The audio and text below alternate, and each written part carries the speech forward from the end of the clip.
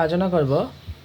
তোমার সামনে দেখতেই পাচ্ছ কি রয়েছে, রায় মার্টিন প্রশ্নবিচিত্রা 2024 ক্লাস 8-এর। তাহলে এইটাই আমি কী আলোচনা করবো আজকে আমরা? ভূগোলের এর আগের ক্লাসে আমি 1, 2 এবং 3-এর সমস্ত ছোট প্রশ্ন আলোচনা করে দিয়েছিলাম। আজকে আলোচনা করব 4, 5, 6 এই 3টি স্কুলে সব ছোট প্রশ্ন আলোচনা করব।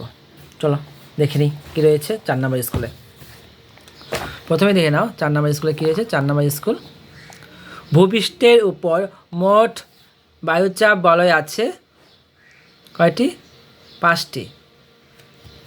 এখানে 5টি হবে না, বায়ুচাপ বলয় আছে 7টি।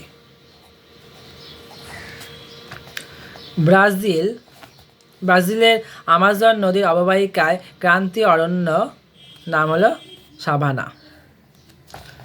পারানা ও প্যারাগুয়ে দক্ষিণ আমেরিকার প্রধান 2টি নদী।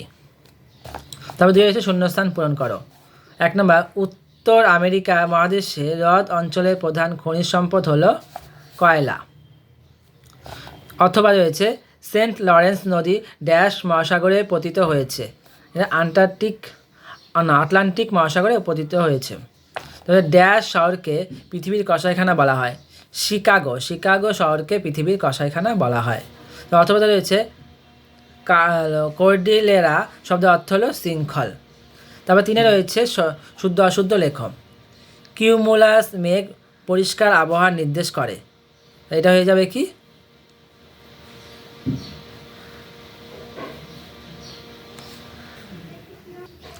তো 3-এ কী ছিল? শুদ্ধ অশুদ্ধ।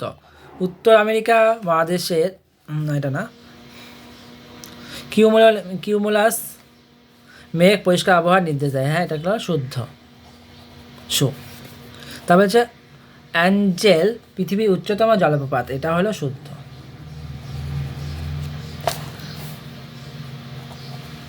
তারপর যে 4-এ দেখো, একটি বা দুটি শব্দে উত্তর দাও। একটি বা দুটি শব্দে উত্তর দাও। কোন মেঘের অপর নাম বজ্রমেঘ? নিম্বাস। পৃথিবীর বৃহত্তম মিষ্টি জলের হ্রদ কোনটি? সুপিরিয়র। 3 নাম্বার, পৃথিবীর বৃহত্তম মোটর গাড়ি নির্মাণ কেন্দ্রটি কোথায় অবস্থিত? উত্তর আমেরিকার ডেট্রয়েটে।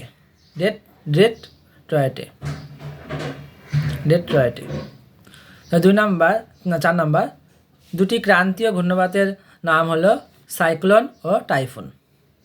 দেখে নিই 5 নম্বর স্কুল। 5 নম্বর প্রথমে সঠিক উত্তর নির্বাচন করে লেখো। বিশ্বের বৃহত্তম কফি উৎপাদক দেশ হলো ব্রাজিল।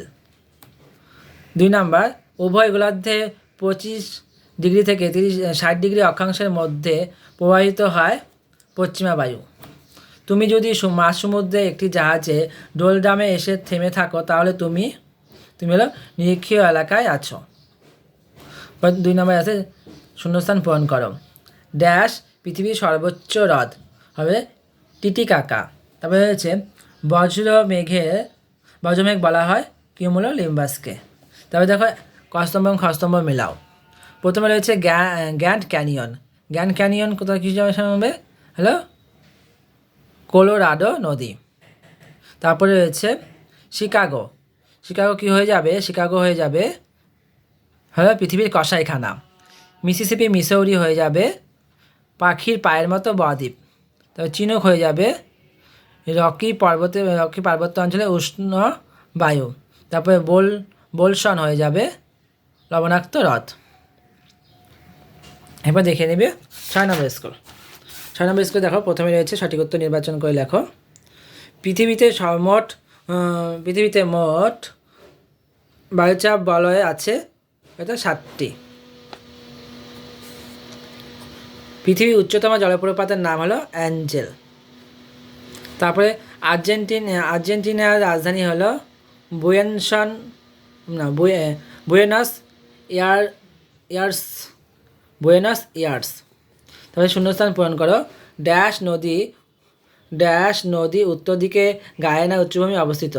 আমাজন নদীর উত্তর দিকে গায়ানা সমভূমি অবস্থিত। ড্যাশ একটি অর্ধক্ষেপণ নয়। শিশির একটি অর্ধক্ষেপণ নয়। 3 নম্বর, উত্তর আমেরিকা ও দক্ষিণ আমেরিকার মাঝে যে সংকীর্ণ ভূখণ্ডটি আছে তার নাম হলো পানামা যোজক। তারপরে হচ্ছে কস্তম্ভ খস্তম্ভ মিলাও। সুপ্রিয় জলের হ্রদ হয়ে যাবে সুপিরিয়র। মৃত্যু উপত্যকা হয়ে যাবে অধিক লবণাক্ত।